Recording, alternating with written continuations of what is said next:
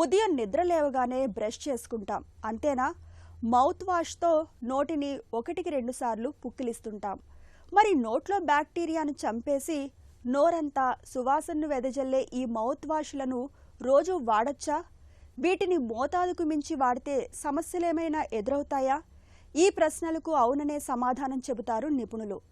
Mouth wash వాడకం గురించి, వాటిని అతిగా వాడడం వల్ల తలెత్తే అనర్థాల గురించి డాక్టర్ని అడిగి ఇప్పుడు తెలుసుకుందాం.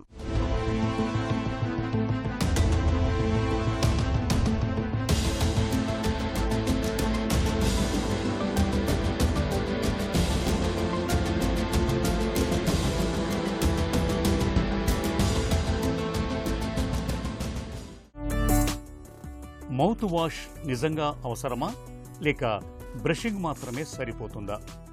చాలామంది పేషెంట్స్ మా దగ్గరకు వచ్చిన వాళ్ళు ఏంటంటే ఈ మౌత్ వాష్ వాడితే బ్రషింగ్ చేయాల్సిన అవసరం ఉండదా అని అడుగుతుంటారు. కానీ అది కాదు. మౌత్ వాష్ ప్రయోగాలు అలాగే టూత్ బ్రషింగ్ ప్రయోగాలు డిఫరెంట్గా ఉంటాయి.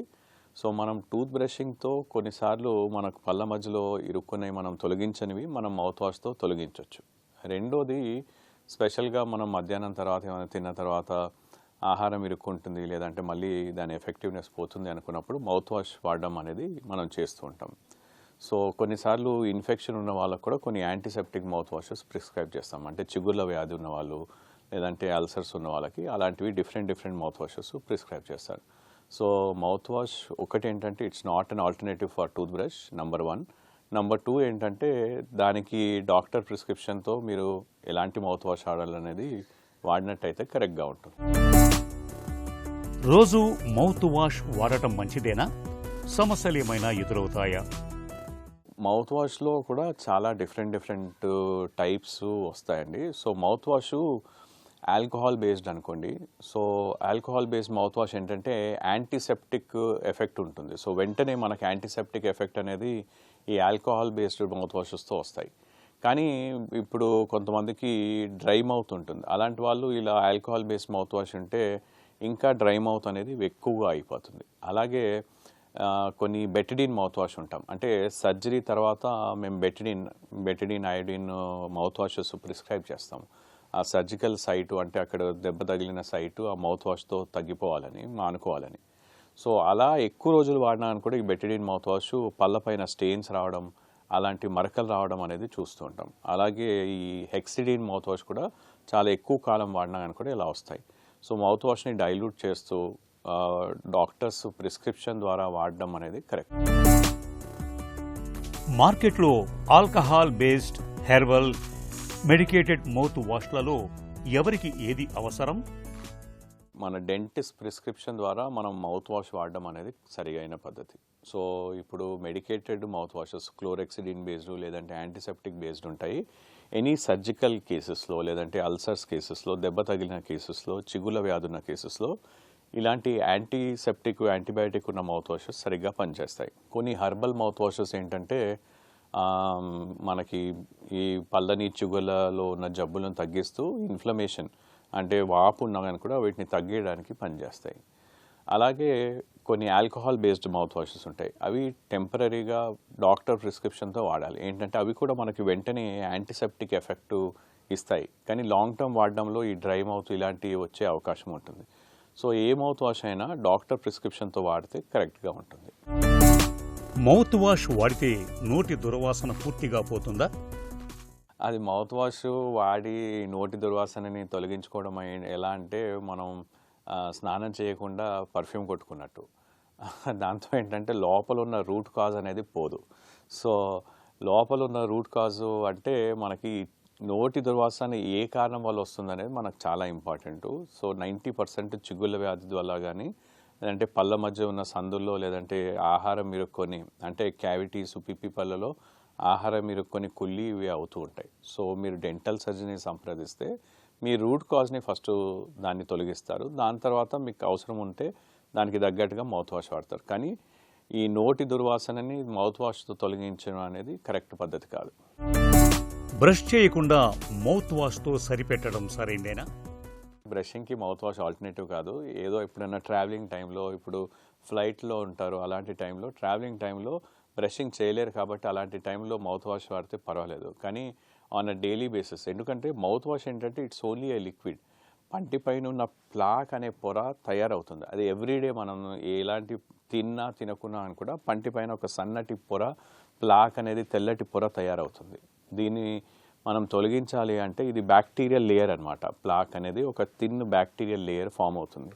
దీన్ని మనం బ్రషింగ్తోనే మనం తొలగించగలుగుతాం.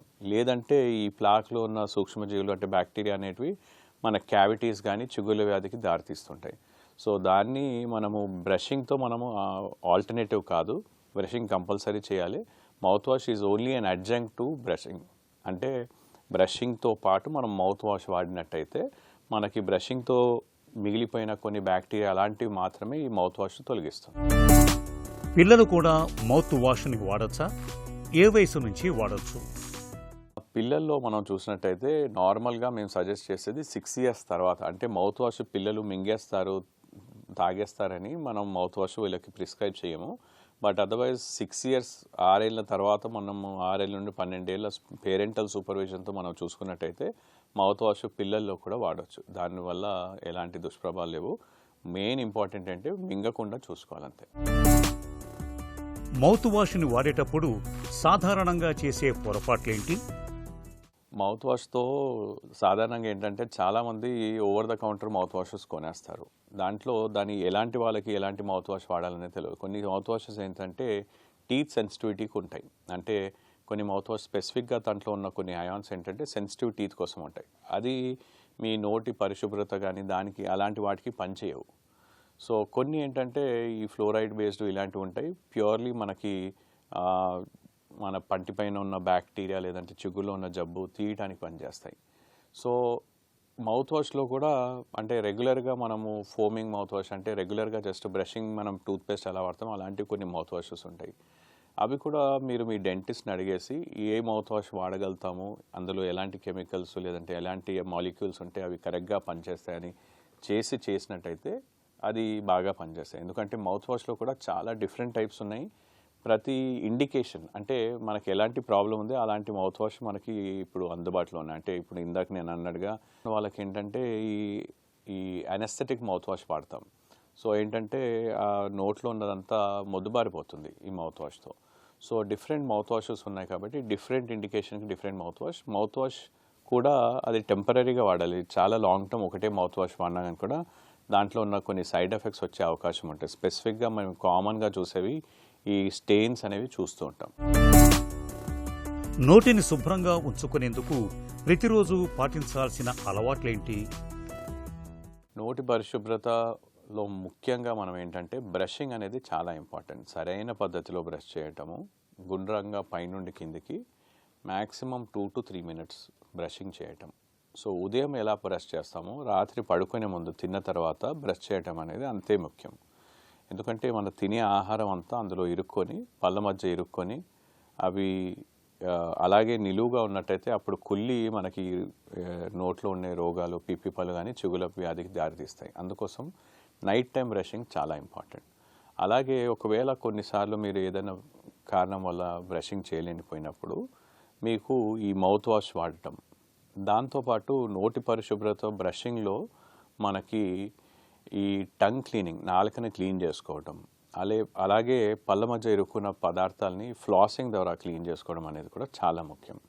ఇలాంటి చిన్న జాగ్రత్తలు మీరు తీసుకున్నట్టయితే మీ పళ్ళకి చిగుళ్ళు ఆరోగ్యంగా ఉండేలా చూసుకోవచ్చు. మౌత్ వాష్ అనేది నోటి ఆరోగ్యానికి అదనంగా సహాయపడే ఒక సాధనం మాత్రమే. బ్రషింగ్కి, ఫ్లాసింగ్లకు అది ఎప్పటికీ ప్రత్యామ్నాయం కాదని గుర్తుంచుకోవాలి.